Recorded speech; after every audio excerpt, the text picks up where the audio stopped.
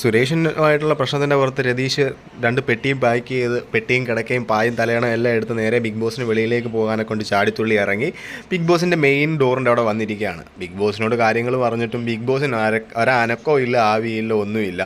അപ്പം അകത്തോട്ട് കയറാനും പറ്റത്തില്ല, പുറത്തോട്ട് പോകാനും പറ്റത്തില്ല അവസ്ഥയിലായിരിക്കുകയാണ് നമ്മുടെ രതീഷിൻ്റെ അവസ്ഥ. അതായത് മരത്തടിക്കിടയിൽ സുനവെട്ട അവസ്ഥ പോലെ രതീഷ് ഇങ്ങനെ പെട്ടിരിക്കുന്നതായിട്ട് നമുക്ക് കാണാൻ സാധിക്കും. ബിഗ് ബോസ് ഇനി തുറന്നില്ലെന്നുണ്ടെങ്കിലുള്ള അവസ്ഥയൊന്ന് ആലോചിച്ച് നോക്കി. ആഹാരം കഴിക്കണം, കുളിക്കണം, ബാത്റൂമിൽ പോകണം. ഇനി ഇതെല്ലാം പെട്ടിയും കിടക്കി എടുത്തുകൊണ്ട് വെളി വന്ന ആൾ അകത്തോട്ട് ചെന്ന് കഴിഞ്ഞാൽ അവിടെയുള്ള അവസ്ഥയൊന്നും ആലോചിച്ച് നോക്കും. പുച്ഛിച്ച് തള്ളത്തല്ലേ ഉള്ളൂ. അതേസമയം അകത്ത് വമ്പം പഴുത്ത് കിടന്നുകൊണ്ടിരിക്കുക. അതാണ് ജിൻഡോയുടെ ബാത്റൂം സ്റ്റേറ്റ്മെൻറ്റ്. അത് റോങ് സ്റ്റേറ്റ്മെൻറ്റ് ആണെന്നുള്ള കാര്യം നമുക്കെല്ലാം മനസ്സിലാകുന്നുണ്ട്. എന്തായാലും അകത്ത് നല്ല പോരിഞ്ഞടി ലൈവിൽ നടന്നുകൊണ്ടിരിക്കുകയാണ്. ഇതൊന്നും ശ്രദ്ധിക്കാതെ താൻ പുറത്തേക്ക് പോകുന്നു, കിറ്റ് ചെയ്യുന്നതെന്നും പറഞ്ഞ് നേരെ രതീഷ് അവിടെ കുറേ നേരം അവിടെ നിന്നു, കുറേ നേരം അവരിരുന്നു.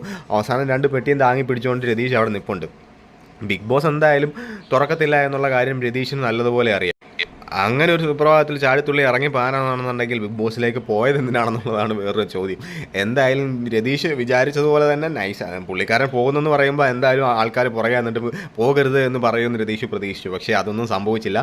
രതീഷ് എന്തായാലും വെറുതെ അവിടെ കുത്തിയിരുന്ന് വ്യാമോഹിക്കുക എന്നുള്ളതേ ഉള്ളൂ. പുറത്തേക്ക് പോകുമെന്ന് തോന്നുന്നില്ല. എന്തായാലും രതീഷ് പെട്ടിരിക്കുകയാണ്. ലൈവ് അവിടെ തകർത്തു പോയിക്കൊണ്ടിരിക്കുകയാണ്. അടിപൊളി വഴക്കും.